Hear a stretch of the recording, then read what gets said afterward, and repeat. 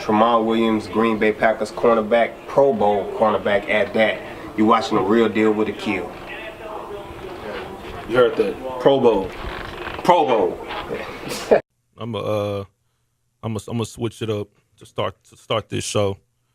Like I told you, I don't give no straight introduction. Hey, it's the real deal with Akil. Yada, Right. yada. None of that. I don't do none of that. I'm gonna just go straight to it. I told you before we started the show I had a bone to pick with you. Yes, sir. I told you and your homie that. Let's go back to 2010. 2010. Let's go to a wild card playoff game. It was a game that that season was near and dear to my heart because one of my favorite players on my favorite team, the Philadelphia Eagles, Michael Vick, was my guy.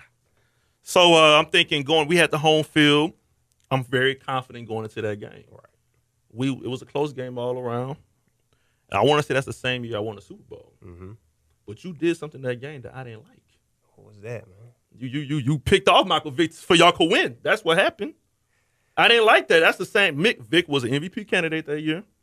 He came back, resurrected his career. And then you had the nerve to post them same pictures on Instagram. Oh, man. The day that we posted the flyer about this show, you went off and put a Throwback Thursday picture. You intercepted Michael Vick. I understand. You had to do what you had to do, but I'm just telling you. I never thought I'd be sitting here today talking to you. I was a kid. I was in high school. I was a senior in high school when I seen that. And my heart was broken, dog. My heart was very broken when you did it because y'all went and won a Super Bowl. So that means if we would have beat y'all, that means that could have been our championship. I'm just throwing it out there. Could have been. I'm just throwing it out there. Could have been, man. It's playoff time, though, man. It is. Playoff time. Anytime playoffs come up, I always throw some pictures out there, man. We ain't in the playoffs this year, so unfortunately, I gotta post pictures. Unfortunately, I gotta post pictures, man, and that was one of them. It was now. With that said, we the reason that Vic got his chance. Now, who was the quarterback at the start of the season? It was he went to U of H. Oh shoot, Cobb. Kevin Cobb. Who was it? Kevin Cobb. He got hurt. We heard. Yeah. We sure did. Clay Matthews, sack. His the best linebacker at that time. Kevin Cobb go down. Who comes in? My boy. Vick gave us all we can handle too. He scored 50 when he came in. He scored 50 that season too against Washington. When he came and gave us all that we. And can then handle. you ruined it. Hey, if you wasn't on the field, hey, I lit the fire. I got to put it out. Who was the wide receiver? Who was the wide receiver? Was it Macklin? Talking about when you picked it off. Should I even say his name? What was his name? Should I even say his name? What was his name? I don't remember. Riley Cooper. That's your boy right there. I know that's your boy. Ain't my boy no more. Not what he did. Don't put down. Don't attach that to me. Don't attach that to me, That's your Tramon. boy, man. No, it ain't. But I have to throw that out there. But people don't know I'm talking about. I'm talking to Tramon Williams, cornerback for the Green Bay Packers, Super Bowl champion. And we in Super Bowl week now. It's about to be the Rams and Patriots, and we're gonna get to the conference championship. But go back to that season. How was that season for you? How was that season like for you? Man, it was special. It was a special season for me, from the standpoint of being recognized, as one of the better corners in the league. That was the year that we did win the Super Bowl. Yeah. Made my first Pro Bowl, and made All-Pro. It was an All-Pro that year. Yeah. So from that standpoint, man, it was a special year because you don't know how year after year is going to turn out. Yeah. There's a lot of good players in this league. And a guy from me coming from being undrafted to,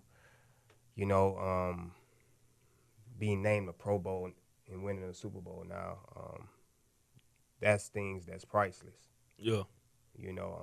Even came undrafted in the league. So, and Houston was my first team coming to. It was. Signed with Houston. We need you now. Y'all boys got some. No, we don't. It's Toronto. We don't. I mean, y'all still got J. Joe. J. Joe came in with me now. J. Joe is old and slow now. T.Y.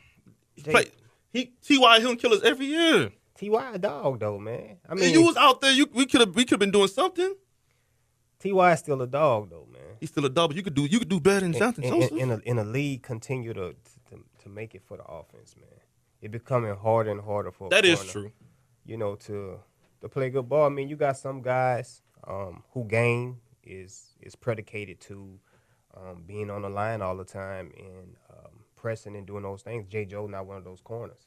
J. Joe is a guy who thinks he plays a thinking man game. Yeah. So I don't think that his speed will really matter because he think things through before. I'm just hard on Houston. I know I'm you is. hard. Look, I've been I've been getting my heart broken in Houston for a while. Basketball too. 3-2 lead against Golden State. He blew it. The Astros back in the day. Albert Pujols home run in 2005. Shoot, the Texans. I get my heart broken all the time. I haven't seen nothing. Man, You know what I mean? that's tough, man. It is tough. That's so tough. Go back to that Super Bowl against Pittsburgh. How was that feeling like leading up into the game? It was surreal. Yeah. It still is right now. That's one of the reasons why I'm still in. I need to get another one. Yeah. I need to get another one, man. The season went by so fast. After that Super Bowl, we actually went right into the lockout. That was that year. So I didn't really have time to enjoy the fruits of your labor, I should say. Right. You know, we won a Super Bowl, and then we go into the lockout. So now we can't see none of our teammates. None of these guys can go hang out with them because we're locked out. What is the preparation like? I always want to know this as a person watching on TV, as a fan. What is like the preparation for the Super Bowl? Like, because it's 2 weeks, you get a week or two. I know it's different than a regular season, but just the prep, filming and practice, like how does it work? Because it was in Dallas, Right. How is the preparation different than like the regular season? So most coaches, they'll say that they're going to treat it like a regular game week. Yeah, but there's no Not way gonna you can't. happen. Yeah, Not going to happen. This week right now, those guys are probably practicing, kind of getting their heavy lifting in right now. So when you leave to come down, so this year is in Atlanta. When those guys leave to go to Atlanta, it's not going to be so much heavy lifting. Right. Now it's going to be more of a tune-up work. right. You know, let's go in, let's get these light practices in and make sure we stay in our film study. Right. But it's not going to be like a strict schedule. Some teams may do it. I don't know. I've heard stories about New England. That's true. I've heard they're really strict, so I don't know how they run they show over there. But Yeah, most teams, you have to be able to enjoy it, man. yeah. You know, it don't have Can't be happen too much. often. Can't be too stressed. Can't be too stressed, man. And I thought our coach did a good job. I thought McCarthy did a good job of trusting the guys. We had a good team of veteran players and young players at the time, but he trusted that the veteran players can keep those young guys in line Yeah, so that we can really go out and win a Super Bowl like we planned on doing. And we knew it was going to be tough because Pittsburgh is a tough team against anybody. You know, we was basically the top two teams, the top two defenses that year. And offensively, we knew we had weapons that not many people can stop. yeah. Only thing we knew that we had to do is get in the playoffs. Right. And What? you got it. Oh no, I was gonna say. Now, what you think about? i I'm gonna shift gears now because you got that Super Bowl that year. Mm-hmm. Now we're in Super Bowl weeks, Rams and Patriots. But what did you think about Sunday? Because the talk now is still. Look, my feelings from New Orleans. I'm still devastated about what happened this past Sunday with that one play. Because people say, "Oh, it's been worse plays." The Tuck rule. Tuck rule was bad. Yeah. Dez Bryant catch was bad. Yeah. But that play Dez Bryant's catch was against us. was against y'all. Yeah. I was going for y'all, so I wasn't tripping. I wasn't tripping either because at the time it was the rule. It was the rule. Yeah. But Sunday, Tommy Lee Lewis, that pass Drew Brees threw, that's the worst call in sports history that I can remember. No, I agree. What did you think when you seen that play live? What was you thinking? I'm gonna tell you from the political correct answer, and I'm gonna tell you from my answer. Okay. I'm gonna tell you what I saw. What you seen? Politically correct answer, they should have threw the flag. Right. They shouldn't have missed it. You got 6 officials. They shouldn't have missed it at all. For me as a DB, that ball that was thrown, that should have been pick 6. I was about to say that. So they better be happy that they got that field goal. That was a bad. If you look at it, that was a bad pass. If Coleman would have just turned inside like that, that is a pick 6, man. It is. It was a bad pass. And the referees didn't officiate well all game long. No. They missed some calls for the Rams that could have changed that game too. Mm-hmm. So I know this call right here is the most blatant because it would have been recency the end of the bias. game. It would have been the end of the game, most definitely. But it was more calls in there that could have changed that game. I'm gonna give y'all two sides. So I'm gonna speak on the pro side. I'm gonna speak on the Saints side. That was the worst call, and that one play changed the game. Right? That was you a player. You work OTAs, preseason, regular seasons to that point to get to the Super Bowl. Right. People checks are on the line, and this by one call that changed the way the game was looked at forever. I can't even watch the game no more. Saints fans can't even watch it. They want the game to replay. They want the game to be replayed. And I know that's not going to happen, but it's in the article. But to play devil's advocate, it's a few things. Number one, yes, the call wasn't getting it, and you didn't get the call. But you throw the pass after Ted getting catches, and you got the first down. You throw the ball to Michael Thomas, try to catch him off guard. You should have ran with Kamara and Ingram. Most definitely. Payton wasn't calling that wasn't the best play calling. Number two, if the Saints would have did score and win the game, the Rams fans would be like, oh, what about the Jared Goff face mask or the stump on the head or whatever. Exactly. You know what I'm saying? So it's really two sides to it, but ultimately, like, come on, I'm on the Saints side. That was just horrible. That's tough, man. It is tough. That's tough. It's tough for me, and I can't really say much about it because I've been on the opposite end of those things. I was part of the Hail Mary. Yeah. When Russell Wilson them threw that old ball out up there. I remember that. Monday Night Football. And they caught it, and I mean, till this day, you still get Golden Tate say he caught that ball. Yeah. How you think I feel when be like, man, come on, man, stop lying to these people, man. Right. Stop lying, man. Yeah, I remember that game. Stop lying to these people, bro. It's over, man. We get it. And we get it. It's crazy because y'all in Seattle was probably one of the better rivalries at that time, like 2012, 2013. Because I think the season before that was when y'all played them in the conference championship and they got the ball back, scored, went to overtime, and threw the game-winning touchdown and went to the Super Bowl. Yep. Was that before that? Was that before the Hail Mary? That was before the Hail Mary was was before that. Yeah. Yeah. So that was kind of the start of the rivalry. Yeah. That Hail Mary. And then now it's kind of died down just a little bit. It's not the same. I mean, you don't have the Shermans there no more. Nah, you know what I'm saying? The that era's boom, gone. oh man, that's gone. Them boys was good though. Yeah. Them boys was good. And then you look at the other game, the Chiefs and Patriots. God damn, how good. How can you prepare for Tom Brady as a quarterback? I'm not a Patriots fan. I'm not a Tom Brady fan like that. I respect him. Mm-hmm. But you're a player. How can you prepare for Tom Brady? You can't, man. But if you go back and just watch that game, man, like Tom don't do nothing that special, man. He don't. He just make the right plays. Yeah. It's times that he give his guys time. If you watch the last couple of passes that he made, the catch that Gronk made, he just put it in the vicinity of Gronk. It wasn't a great pass. Yeah. If Eric Berry would have really been looking back, that should have been interception. Yeah. Because Gronk had to turn all the way around and get it. Right. Get the ball. And Berry was right there. It wasn't a perfect pass, but he put it in the vicinity of somebody who he trusts. Yeah. He know he can trust Gronk that Gronk is gonna come down with that ball, and he put it out there, and that's what Tom has always done. Tom don't mind making the right play. You got some quarterbacks who they want to make the great play all the time, right? And it's not always there. Oh, Tom, take that. I'll give it to my running back. He gonna give me 5 or 6. Right. Now you got 2nd down and 4. Mm-hmm. I mean, you can open up your playbook from that point.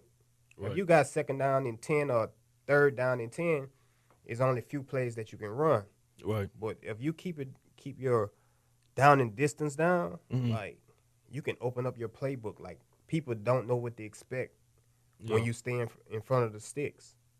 So I just think that the balance of Tom Brady and Belichick together, man. It's tough.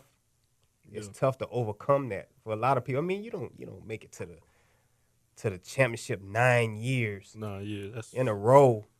Come on, man. That don't happen. That's unheard of. And the damn D Ford though. D Ford, come on now. Oh man. Like Sunday was I'm looking back at Sunday was probably one of the worst days I had since when Trump was elected president. Like I can't remember a bad day I had recently, yo. Like I think Sunday was probably the worst day since Trump was elected, dog. Dog, we all get bull job from the Saints pass interference call. That was a no call. And then we get the roughing the passer. That's what I ain't like. That was, come on, dude. You seen it. He scraped his helmet. He sneezed in his face. They call roughing the passer. No. That is the rule. Is that the rule? If you touch any part of the quarterback's helmet, face mask, whatever, you can barely touch him. They are taught to throw the flag. I seen Cam Newton get killed in games and Deshaun Watson. I've seen the same thing. It's the Brady rule. I've seen the same thing. But you got to know who's behind center, man. I know. It's the Brady rule. I'm like, yo, there's no way. You have to know who's behind center. Oh, man. It's just like, God, dog, like, why is the NFL like this? It's like, I'm a fan. I'm going to watch it every Sunday. But it's like, damn, when the last time we seen just a horrible call in the NBA? I'm biased to my quarterback, too. I believe that A-Rod don't get no calls. He don't either. That's my boy. I like A-Rod. I believe they knocking A-Rod, trying to hurt him on purpose at times. Yeah. He's still not getting any calls. I'm an A-Rod fan. I'm going to get to A-Rod in a little bit. But Sunday was just bad. And then you had the consecutive third downs. Now, Chiefs that defense was playing. Come on. Every third down is like Brady got it. But it's like, damn, Brady's so goddamn lucky. It's like he gets everything his way. Golden child. Think about it. D Ford, the interception he throws, D Ford is lined up off sides. Offside. He's not off sides. We're looking at a Rams Chiefs part 2. You know? It's tough, man, because as a player, you try to ignore the signs. Yeah. That is not your day. Right. I mean, it's that. It's really that.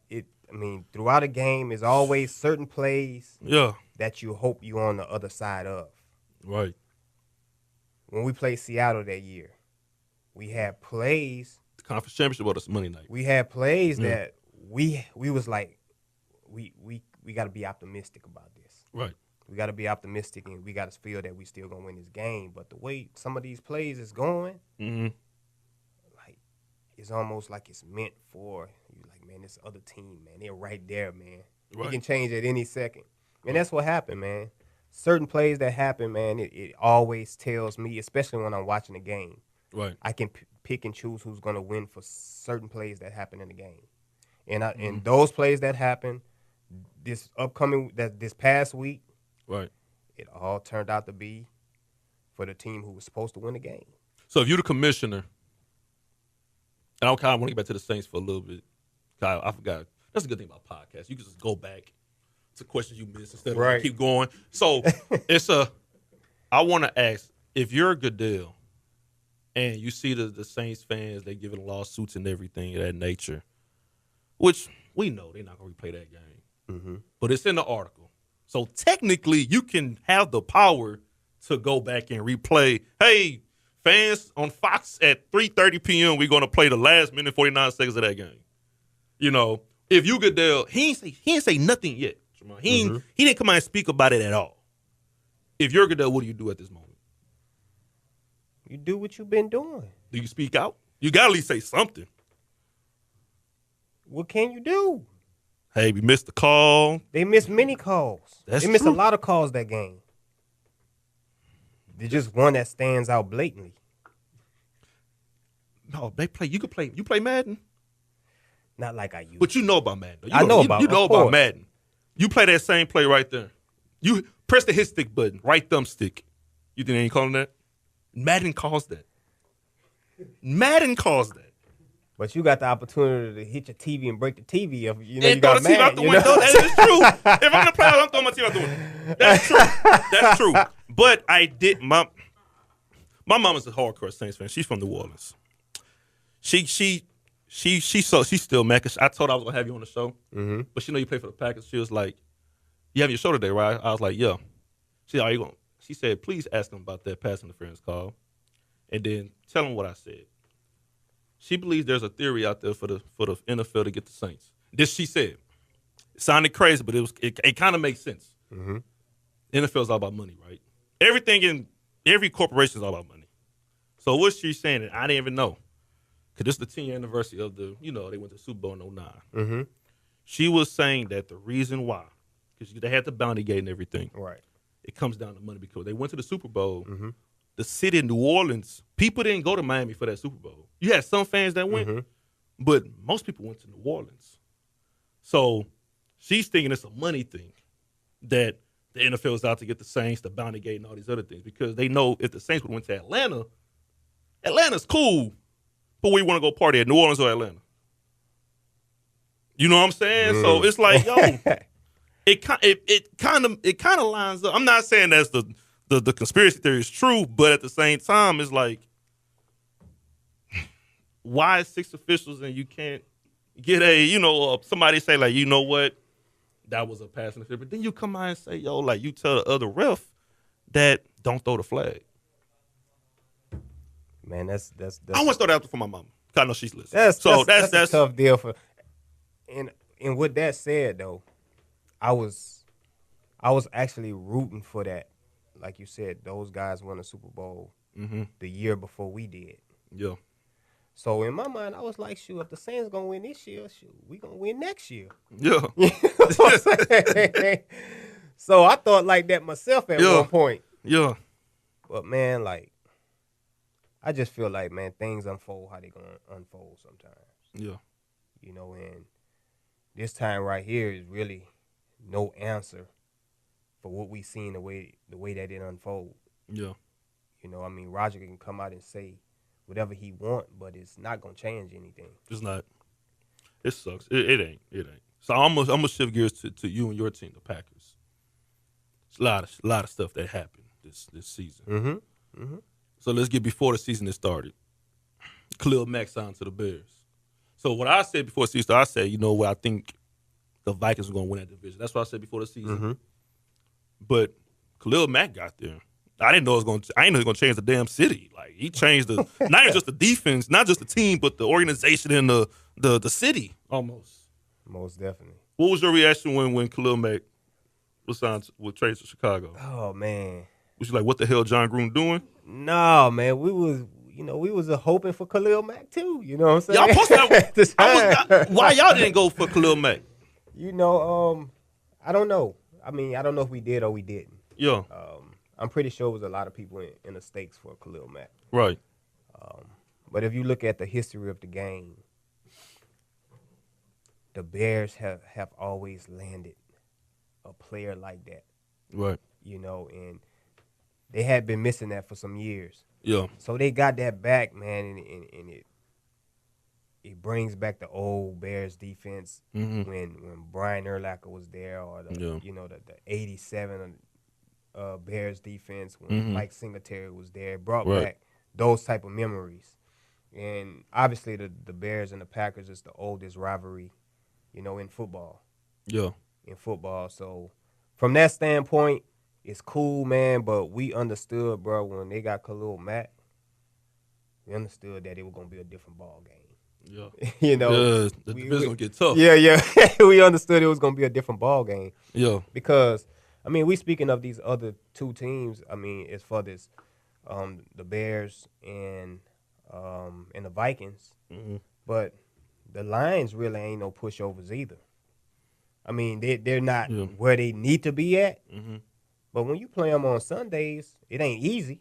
I don't think any game is easy. Like, any game ain't easy. It ain't easy. So, but Khalil Mack, man, coming to the division, like you said, it definitely changed that team. It changed that organization.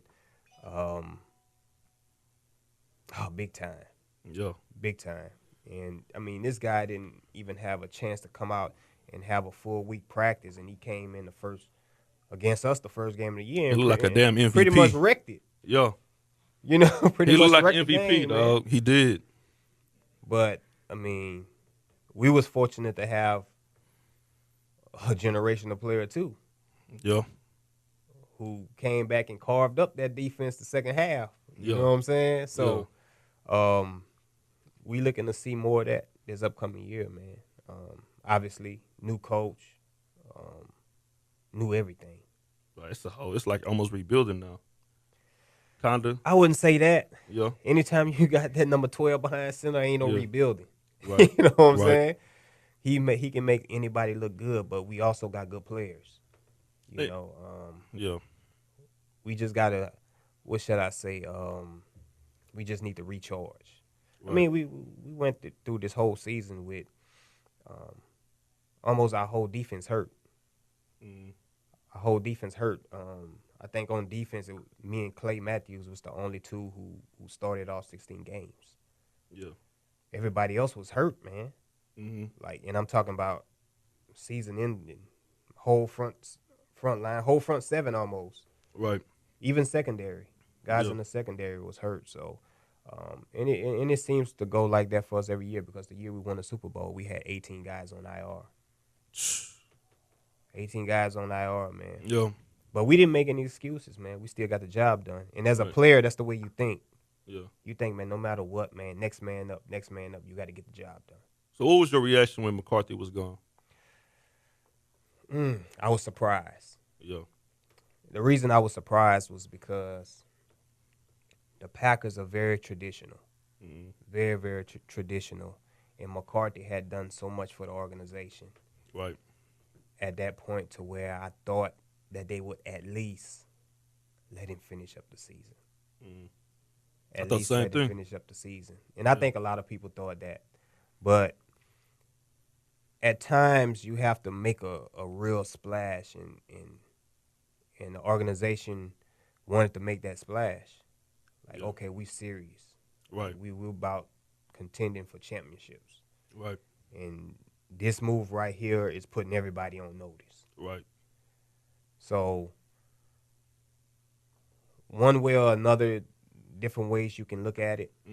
Me personally, I would have liked to see McCarthy finish up. Yeah. Because I went through a lot with him. He was a great coach. Yeah. Great coach. Players coach will fight for his players any day of the week. But at the same time, just like players, no one player is greater than the team. Right. And they always make their move based off of that. A lot of stuff in the media was always about the McCarthy Rodgers riffraff almost. It was like almost every time it was always like some type of, Rodgers don't like McCarthy, or Rodgers got McCarthy fired. Right. You know what I mean? Because after the Packers-Rams game, hell, I wanted to say A-Rod get there one more time, but then Montgomery fumbled. Things happen. Now, I'm watching on TV. He wasn't that damn deep in the end zone. No. He was a right yard there. away to go. I would have took the shit and ran.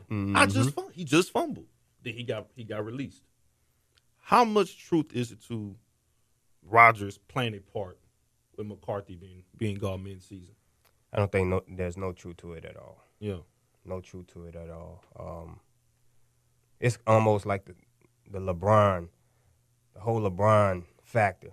Right. Oh, LeBron got a new coach in. Right. You know, Yeah. It's kind of like that, man, but you have to be in the building to see it. Yeah. Rodgers tried to do everything that might. I mean, they had a history together. You win a Super Bowl with somebody, your relationship is not going to be bad. Yeah. Bad like that. It's like a marriage. I don't think not every marriage is not perfect. You're gonna have your ups and downs. Most definitely. And I think now we live in a society in the world now. Everything is fast. Everything they want things fast. They want a lot of 1-year deals, a lot of quarterback change. I'm like, God damn, can he develop first? Exactly. Before we change the quarterback. Exactly. You know what I mean? Everything is fast now. So the McCarthy Rodgers thing, it's like, man, I didn't see a problem with McCarthy. I just think it was just another down year for the Packers. Most definitely. And it comes times where a change is needed. Yeah. But I still think that you have to go about it the right way. Right. You know, things get stale when you see the same face every day. Yeah. Every day. You know, same coaching style. Sometimes you just need that change. Right. And I felt that's what the Packers thought. you know, that we need that change, and they decided to go that route. And I'm optimistic that it's gonna work out. Right. You know, we joining the trend like everybody else. Yeah. Who's gonna be the next? Right. The next young guy who's gonna be a guru, come in and change a team in 1 year or change the quarterback. Yeah. Damn, you older than Sean McVay, huh? Yeah, man, Sean. That's crazy. Sean, I think might have just made 33. 32. I think he's 32, 33. 32. I think he finna either make 33. Dude's a millennial. That's crazy, ain't it? Him millennial coach NFL. He even coached high school, college. I like Sean, man. I like his coaching style. You can just tell by the way guys operate on the sideline. Yeah. You know, if they're a good coach, if their players like him. Yeah. And I talked to some guys from the Rams, man, and they really like him. This gonna be a trip. They're gonna play in that new stadium. That's crazy. I know you've seen that. That's crazy. You seen Vegas Stadium? No, Vegas Stadium. Man. For people that don't know, it's a dome. It's like on the end of the strip. Oh, that thing is like dark tinted black around it. But it's all glass. All glass. Yeah. How sick is that? Yeah. In LA, it's more than just a stadium in LA. It's like a community. It's like houses around it. There's a park. There's, you know what I'm like, God damn. Man, what I'm worried about in Vegas, though, is, man, some of these players, man.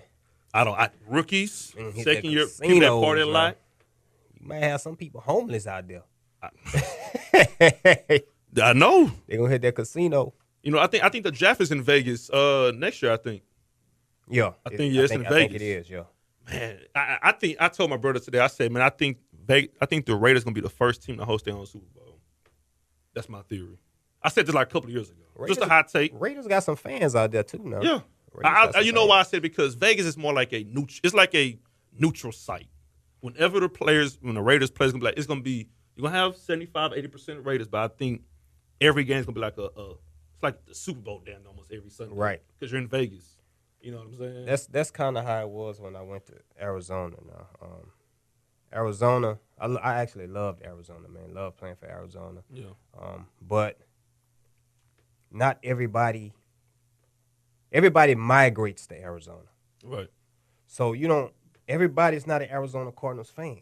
Yeah. You know what I'm saying? Yeah. Everybody migrates to Arizona. So, man, you get all of these different people. And I got to Arizona, and obviously more people knew me, stopped me. They didn't stop me because I played for the Arizona Cardinals. They stopped me because they knew me from Green Bay. Yeah. So it was like, hold on, I'm in your town. I'm in Arizona, man. You supposed to be speaking of, the Cardinals.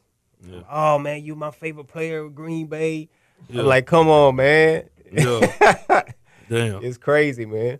How was it being in Arizona? Because you got a future Hall of Fame over there, Larry Fitzgerald. Yeah, man, one of the best dudes I've ever encountered. Yeah, it's almost one of the type of dude that you're like, man, when somebody tell you it's too good to be true. Yeah, like that's the type of dude Larry is. Right. Like he's that good of a dude, but it is true. Right. You know what I'm saying? Yeah. It ain't too good to be true. It is true, man. What would you rank him all time when it's all said and done? He already got almost all the records. Only person he ain't gonna pass up is Jerry Rice. So you got number 2. I got my top 3. But I think it's everybody's top 3. But T.O. Moss, Rice. Yeah, I think that's. But Larry got to be right there. I put number 4. You know what's crazy? I can't find the 4th and 5th guy to put. I think when it's Rice, Moss, T.O., I'm a T.O. guy. Yeah. So I'm going to ride with him.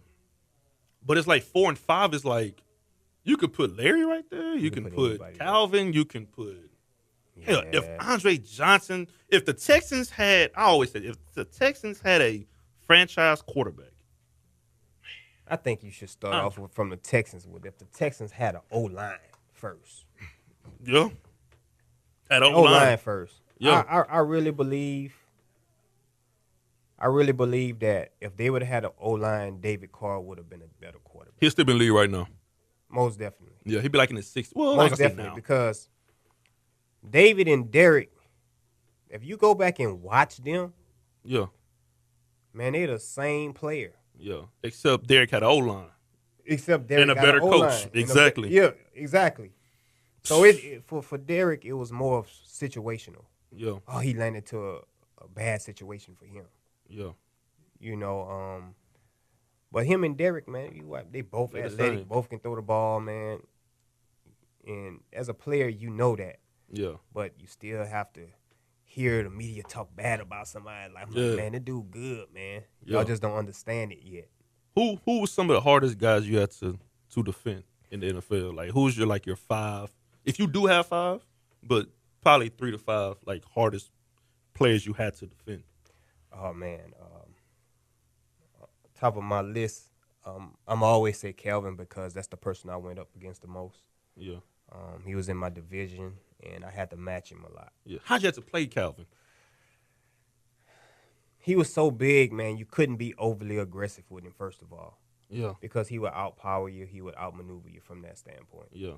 So I always kind of felt him out. When I pressed him, I didn't press like a lot. I pressed with my feet. Yeah. When coaches tell guys to press, most guys think, oh, I got to get my hands on. Right. But that's far from the truth. Yeah. Long as your feet is in position, you can get wherever you want to go. Yeah. So I never hard pressed him. That gets you beat with Kelvin. Yeah. So I always felt him out. Like I soft pressed him. Yeah. Like he go up, I just move with him and just feel his body. I'm not aggressive with him. Once I feel his body, I can feel where he's going with it. I never was overly aggressive with him. Yeah. But the problem you face when you face a guy like Kelvin is that anytime the ball go in the air, Oh shit. he got the chance to come down with it more than 75% time. Cause they say he was 6'5", right? Yeah. Is he probably really was 6'5"? Yeah, he was really that. He can run. Who's some other people? Oh, man. Who else I went against? I mean, I went against B. Marshall a lot. Yeah. B. Marshall was a dog. So your guys was always the one that was taller and bigger, stronger than you? You know what? I never really had trouble covering bigger guys. I probably have more trouble covering smaller guys, Like the quicker ABs, guys. Yeah, Odells. like the ABs. Yeah. But the bigger guys, they bring a presence to them that they don't really have to be open to make big plays. Yeah. And that's what I see from DeAndre, from D-Hop. Best receiver in the league? I be arguing with my partner all the time, like, nope. I put him up there because statistically he should be there. Yeah.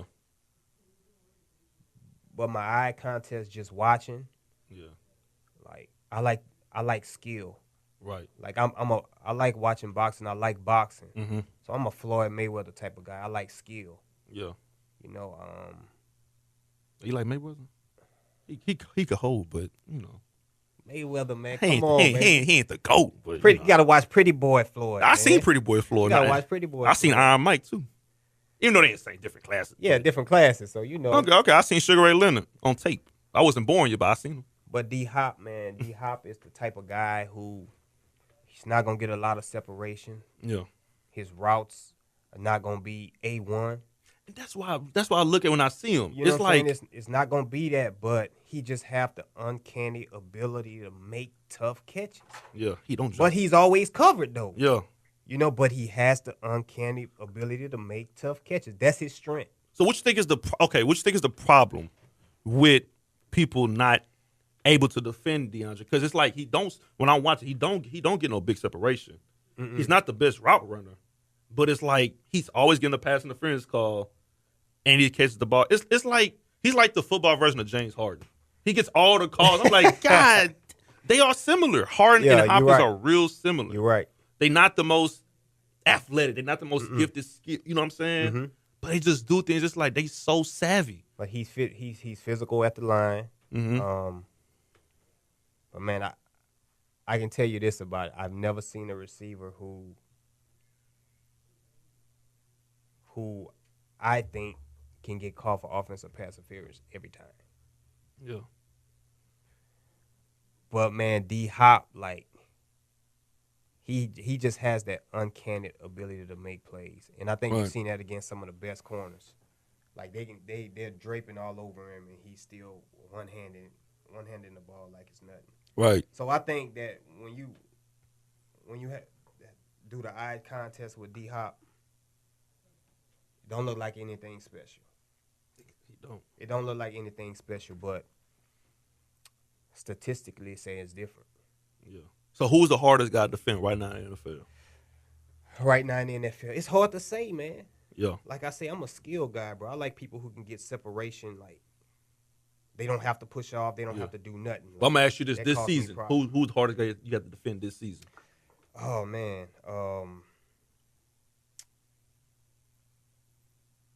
Man, you got matter of fact, you got Thielen and Diggs. Might be the best duo in the league. Thielen and Diggs. Crafty. Yeah. Very, very crafty route runners. They don't have to do they don't have to push off and do a lot to get their separation. Yeah. And that's what I look at. I'm like, all right, man, this dude getting it, honestly. You know what I'm saying? Like he's really getting it. Yeah. That's what AB too. I haven't played AB this year, but I played AB, a lot. Right. And AB is the same way, man. AB just outwork you. Right. AB just keep working. Yeah. So you look up, man, shoot, AB done got by you. AB got 170. Like, man, don't seem like AB done that much on me today, man. That's true. Don't look like AB done that much on me today, man. But that's how it goes sometimes. Like, you get one or two plays here to where they hit big plays. You may have them strapped all game long. Yeah. And then they get two players here, you be like, dang, man. You know what the public gonna say? They gonna be like, AB got his 100. Yeah. But I'm saying, man, I strapped him all game long. You know what I'm saying? I strapped him all game long. It's like, what you mean? It's like in basketball, three plays on me. It's like in basketball. When you try to defend somebody, you mess around, you look, they got 38 points. I'm like, how do you get to 38? How do you get 38? So who's your favorite corner? Now or like ever? Obviously, prime time always going to be like the standard. Yeah. Deanna is always going to be the standard as far as corners. Yeah. But going throughout the league, even when I was in the league, man, every offseason I would go back and watch the guys who was considered the top guys. Yeah. So I broke down different films. I broke down Reeves' film. Yeah. And I can tell you one thing, bro. When I broke down Reeves' film, Mm-hmm. like I can see why people considered him as the best when he was doing it.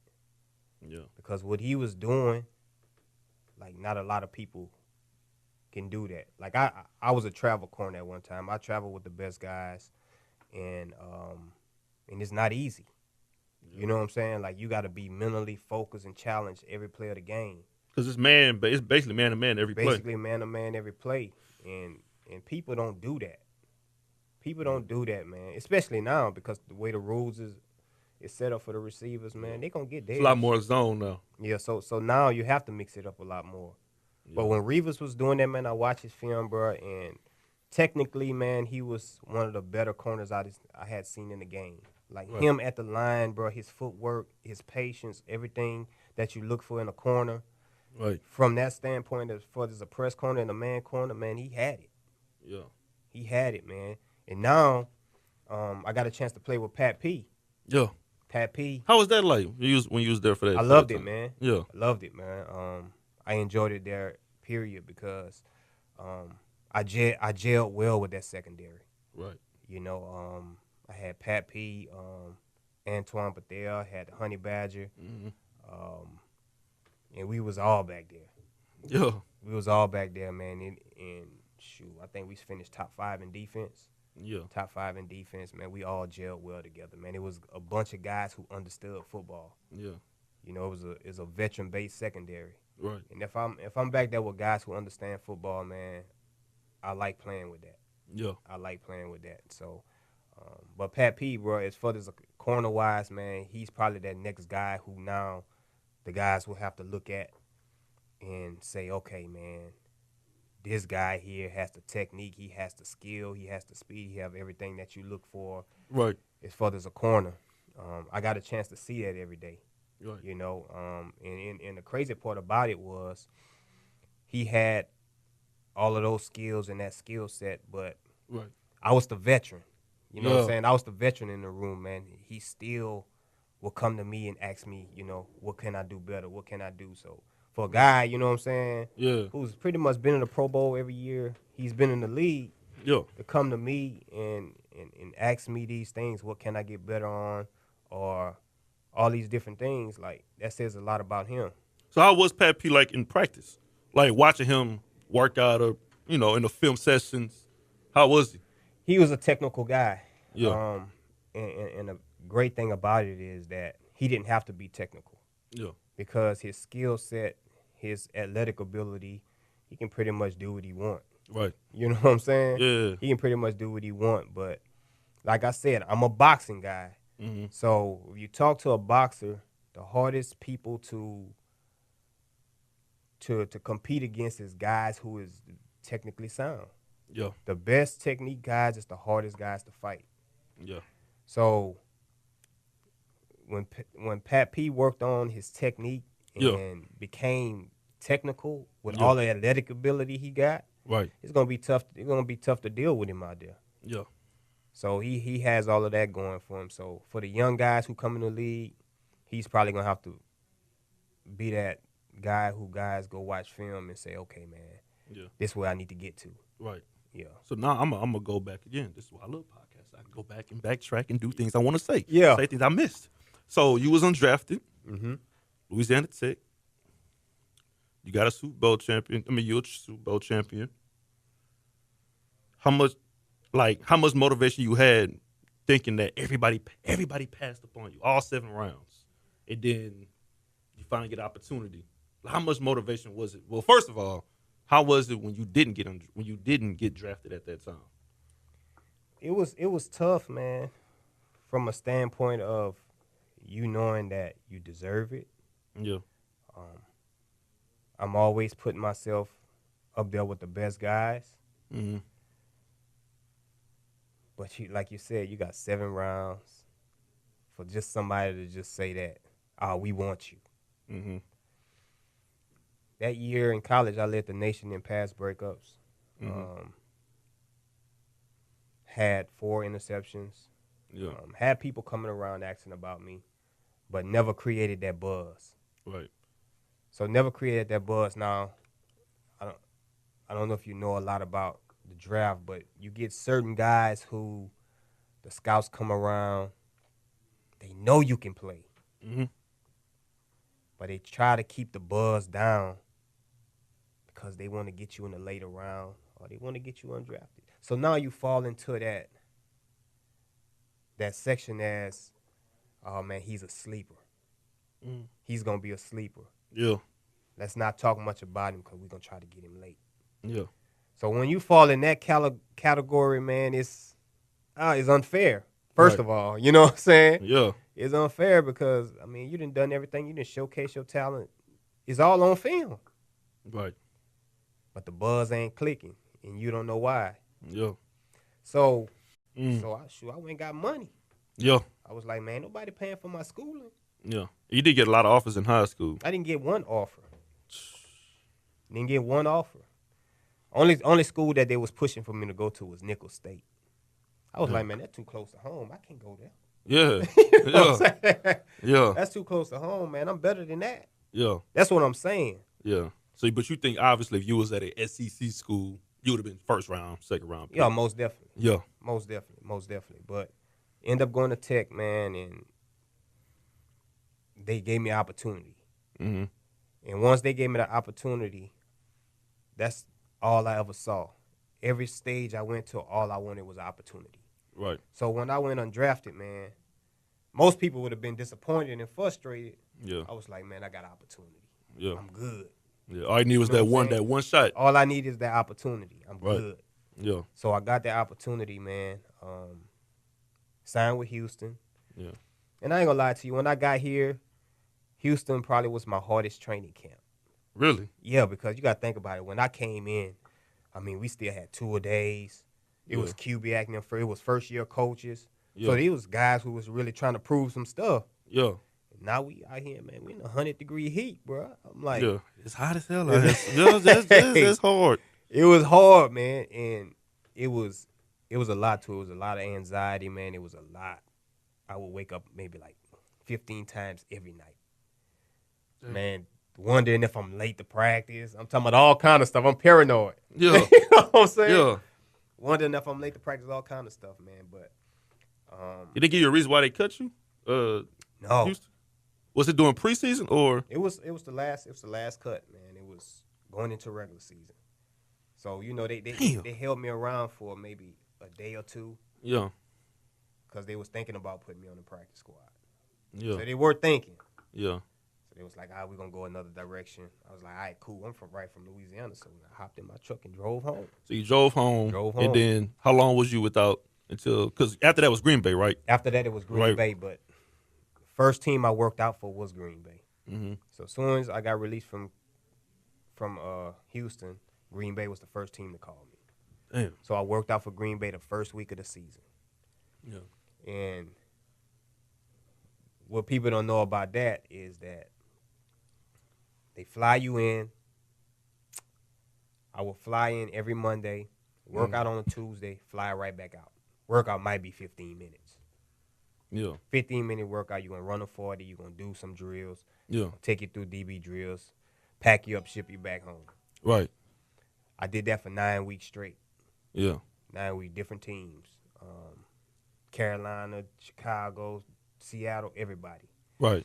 And throughout those weeks, you find yourself watching those teams. Yeah. You're like, man, I can possibly go to these people. So now you getting a job is based on somebody possibly getting hurt.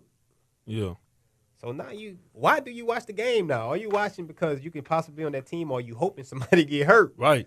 You know, it's tough, and I don't wish that on nobody. Yeah. I don't want to get a job because somebody get hurt. Yeah. And you started, and you got the starting position at Green Bay off of somebody's injury, or was it just working up the depth chart? So it was a little bit of everything. Yeah. I'll be real with you. It was a little bit of everything. When I first got there, I had a really, really good preseason. Mm-hmm. Typically, before I was there, they was only keeping 5 corners. That's what it was. That's what they was set at 5 corners. Yeah. I had such a good preseason. They were like, hold on, man. We're going to keep 6 corners this year. Right. So they kept 6 corners. I made the roster. And I didn't play much early. I was the starting kick returner. Yeah. And I was on kickoff team here and there. Didn't do much at all. Yeah. Got halfway through the year, still wasn't doing much. I was doing well on special teams, though. And my first game is funny because my first game playing, I think Woodson got hurt. They put me in against first snap in the NFL against Calvin Johnson. Damn. That's the first. And I'm on it. Yeah. I'm like, hold on, man. You know, we got Al Harris over here. Yeah, I remember man. Al Harris. I remember Al Harris. We got Al over here, Yeah. man. Y'all might want to get Al over here. You know what I'm saying? Y'all might want to get Al over here, man. Yeah. Because this Calvin right here. Yeah. But shoot, I got to either swim or sink. Remember the stat line he had? Got to swim or sink. I remember my stat line. What was it? I had 3 breakups against him. Damn. So I had 3 breakups against him, man, and that's when I really started getting in the rotation. Yeah. So when you get that call and you first line up against Calvin, that first snap, you looking at him, what's going through your head? I'm looking up at him like first of all, I'm getting thrown in like 3rd down, so it's money down. Yeah. You know what And I'm saying? they might go they so they gonna go to their money man. Yeah. So I'm like, man, I'm on Calvin, man. That's what I'm looking at. I'm like, man, I'm on Calvin. Yeah. But they came right at me. Yeah. So I know this came right at me, man. I can remember it like yesterday. It was like maybe like a 5-yard in route. Yeah. Boom, broke it up. Yeah. Came in next series. Came at me again. Broke it up. So Detroit's like, hold on, wait. Matthew Broke it Stafford up. looking like, hold on, wait. This dude ain't no joke. Yeah, okay, I don't even think Stafford was there then. you know, what year was this? John Kitna. You remember Kitna, Yeah, I remember man. kidding. Yeah. John Kitna, man. So Yeah. And then another 3rd down coming up, man. Came at me again. I'm on Calvin. Another breakup. Boom. Boy, I was like, man. Then I was returning punts and kicks and everything too. So I was, I had a lot of duty. A lot of duties going on. So Right. I started getting in the rotation. Like Right. they still had other guys there, Yeah. But they was like, man, we need to see more of this guy. Right. So me and another guy started rotating kind of nickel dime spot. And we went into we played Dallas the next game actually, and they had T.O., Miles Austin. Yeah, it was that year. Yeah. It was that year there. So we played Dallas the next game, and I was a team captain. I remember because I had a good game against Detroit. They made me a team captain the next game. Damn. So I went in. I still wasn't starting. And we had another guy was starting because Wood didn't play that game. Yeah. And you know, Tony Romo was just going after one of our guys. He was just going after one of our guys. Yeah. And I guess coach was like, man, you know what, man? I'm tired of seeing this right here, man. Yeah. T, get in. Yeah. You know what I'm saying? Yeah. Get in. So got out there against Dallas, man. I was lined up mostly on Miles Austin for the most part. Yeah. And held my own. I don't think they caught no balls on me. Held my own all game long.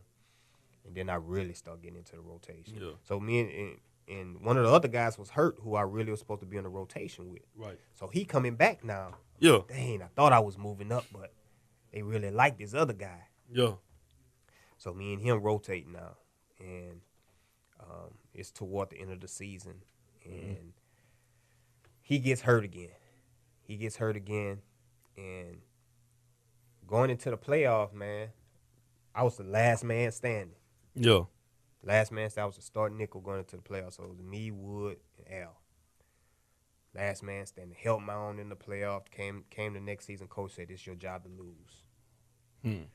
I was in my head like, I ain't losing this job. Yeah. So now more working on more, going to getting film session and everything. Yeah, I ain't losing this job. So, Yeah. man, everything kind of happened that needed to happen for me to get in there. Yeah. You know what I'm saying? But I took advantage of my opportunities when it happened. Yeah. And now you're a Super Bowl champ. I'm just crazy story. A lot of people don't really know this. But actually this year I got a call from Green Bay. I never told nobody this. I got a call from Green Bay. I used to play quarterback, middle school, high school, long time ago. And Ted Thompson. Ted Thompson. I know. I see. You know, I knew that. He called me. He actually emailed me. He had one of his people email me. He was like, "Hey, we heard about you in high school. I know you ain't played a long time, but A-Rod needs a backup.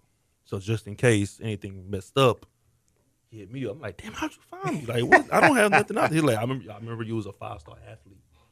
I was like, "Damn, I sure was." And then I said, "Yo, I'm ready. I'm doing this show." It's like, "Look, I understand you're doing the show, but just let you know we're here. We got a 10-day contract for you for the 2019 season." So I'm looking through it. You know, I might accept it. I'm still in school. I might accept. So I told him, I said, "Man, look, Aaron Rodgers, one of my guys. I don't want to take his stop. I don't want to take his job." I told him I didn't want to take it. So I might not take it. I might keep doing this. And I used to ball, dog. Quarterback. Ted Thompson, though. That's his name, right? Ted. Yeah, Ted. Yeah. Yeah, Ted, man. You know, Ted ain't even the GM no more. Yeah, but it's the time. Damn, so why you messing it up for me? Damn, people was falling for that. People like, damn, might be true. Damn. But Ted spent a lot of time out here, though, in Houston. Yeah, and we talked. And a lot of time here. So I believe y'all talked, for real. We talked. We had a little. Talk, damn, why you messed it up? Man, so you know, Ted was the GM, though. Exactly. He was the GM. So he could have really called, though. I told him I didn't want to take it, though. I believe that, though. Because if any team would do that, Green Bay would do something like that. They would do something like that. I didn't seen Green Bay sign a running back who ain't played in 4 years.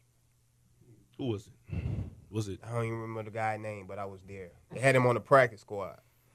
Who was like, I ain't played in 4 years. He was like, man, why they call me up? He was probably when he was trying to play football. But they'll give people opportunities who people would least expect. Yeah, they would. Green Bay is a team. I wish.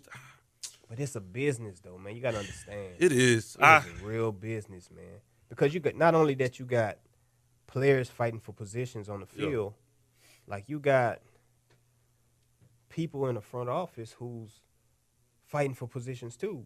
Yeah. Like they want to get their guy on the field because they want to show that, hold on, my guy could be somebody, and if they guy you got guys that's in the front office that drafted certain people. They're like, I want my guy on the field. My guy on the field. So if your guy get on the field and your guy balling, Yeah. then you may start getting looked at for like GM jobs and higher personnel jobs. Right. You know what I'm saying? Yeah. So everybody trying to move up the pecking order. You know what I'm saying? Right. And that's how it works. So as a player, like, you never know what you fighting against. Yeah. You know what I'm saying? You could be fighting against the front office. Right. Be like, man, don't nobody like me up there. You know what I'm saying? Yeah. So do you want to end your career off in Green Bay? That's ideal. Cause how long you want to keep playing? How many more? You know what, man? I've been taking it year to year, man. This is gonna be my 14th year. It's gonna be my 14th year, man. So, like,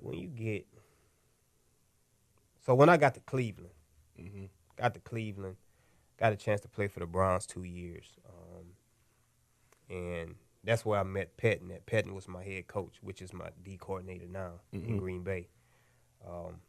But enjoyed Pettin, man. Pettin was a great head coach. But when you been somewhere so long, it's for this Green Bay organization who pride itself on winning championships, winning the division all the time, and moving on to an organization who haven't won in a long, long time. Yeah. And you see the difference in opinions. You see the difference in the way they run the show. Yeah.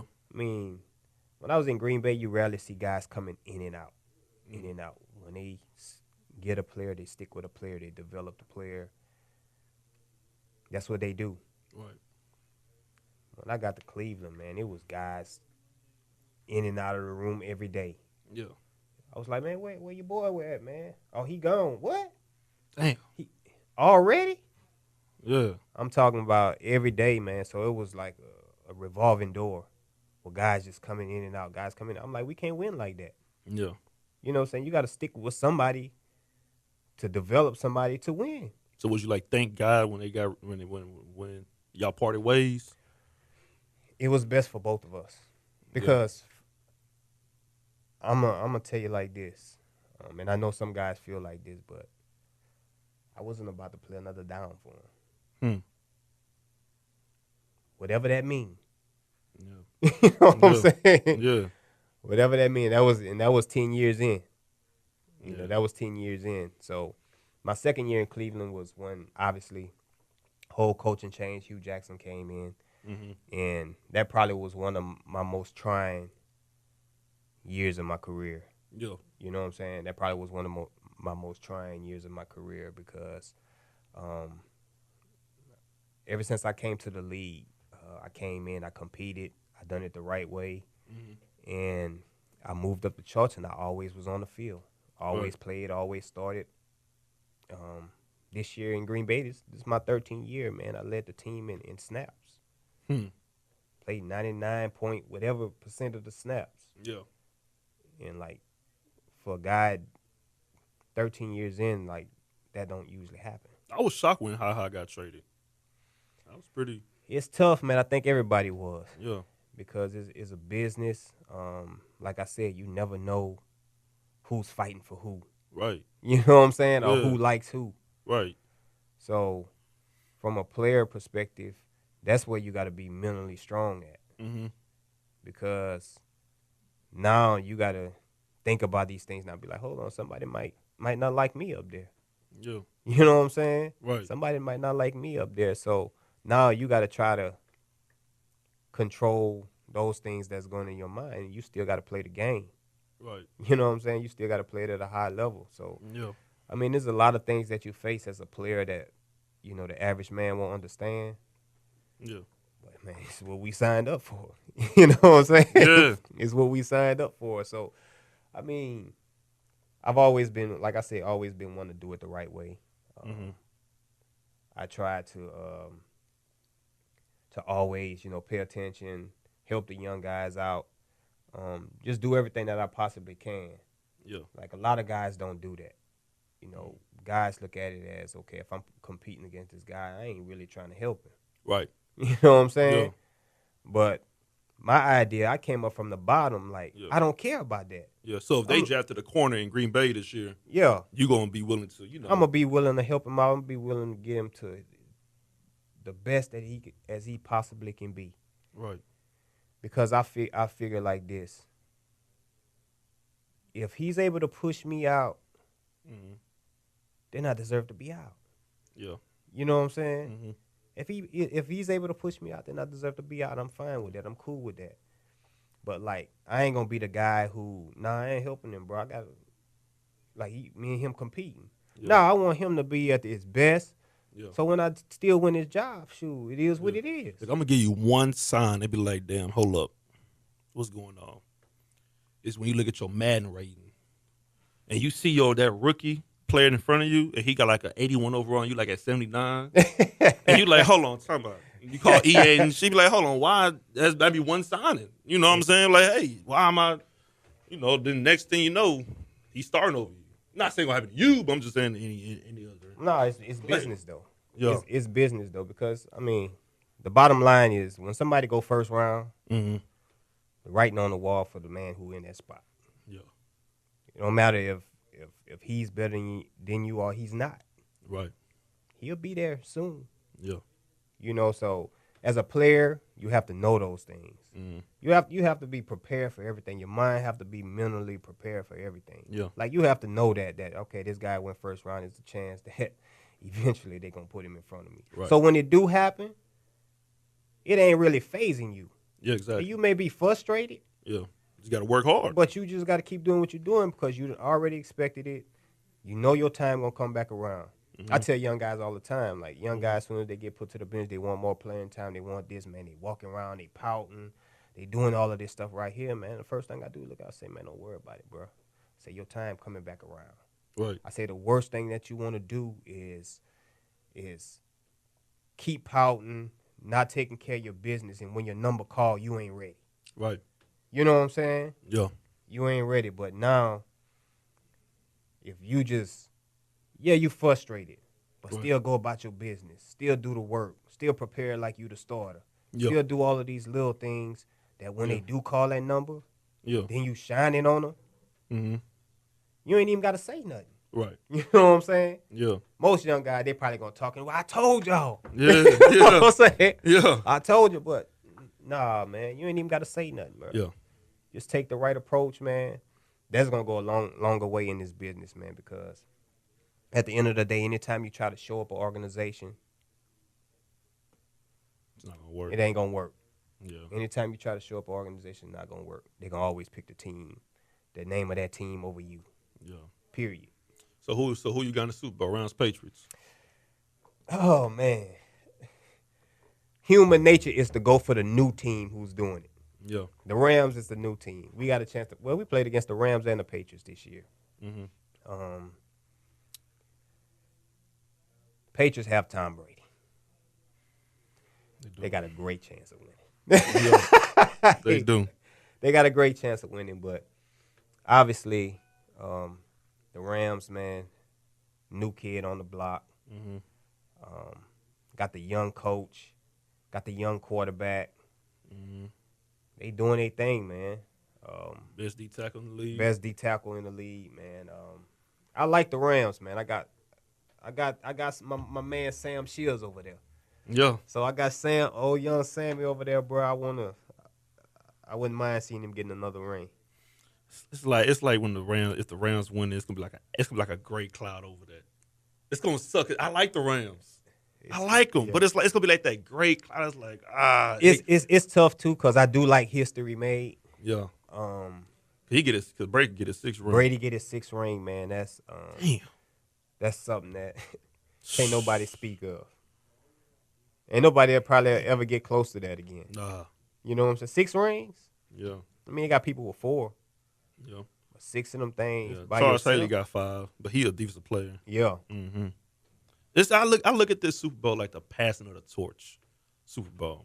That's what I'm looking at it too. I'm looking at it like, you have the quarterback coach. You have the Belichick, Brady, McVay, and Goff, both young. It's like out with the old, in with the new. Yep. LA's that new team. Yep. If they win it, take advantage of this, No matter how the game went against the Saints, if they take advantage and win this game, all their best players are young. Mm-hmm. What year is Aaron Donald? Like, what, 4 or 5? Yeah. Gurley, 4 like years. 3-4 years. Goff, 3rd year. This is McVay's 2nd year of coaching. Yeah. They have a young squad. 3 years old, man. This man got a lifetime. Exactly. So it's like new stadium in a couple of years. Yeah. This could be the new dynasty. Most definitely. You know? I hope not. I know. Not next year. Not for next year. I know. You hope. I know. But what would you choose? All right. One game. Brady or Rodgers? Who would you ride with? Come on, man. I know you play for Green Bay. Loyalty. I got you. I'm a loyal guy, bro. I'm riding with Rodgers regardless. Brady can have 10 rings. Yeah. Me and A-Rod rolling together. One game. Period. Y'all against Not the even a aliens. question. Aliens when they take over the world. We make it to the Super Bowl, we win it. Yeah. With A-Rod behind center, we make it to the Super Bowl, we win it. First of all, we in the Super Bowl, A-Rod playing out of his mind. There's not a quarterback better than him. So Yeah. we got to hold up our end on defense, though. He needs another rank too. We got to hold up our end on defense, though. Yeah. But we going to do that, though. Yeah. We going to do that. So it's going to be fun. Yeah. Who? I'm an A-Rod fan. I'm rooting for y'all. Man. When y'all play the Eagles in Texas, I don't root for y'all, but when y'all go We against got any the other Eagles team, this upcoming year, I think. yeah, y'all should. I think we got the Eagles. We got that whole division, matter of fact. Yeah, I think the NFC East is going against the NFC North this year. Division. Who? We gonna see, but I appreciate you for coming through though. Man, I appreciate being here, man. I never thought I'd be talking to the man that intercepted Michael Vick when I was in high school, and I was like, God damn, Vic, baby. oh man, that hurt, dog. Tramon Williams, real deal to kill, yo. We out.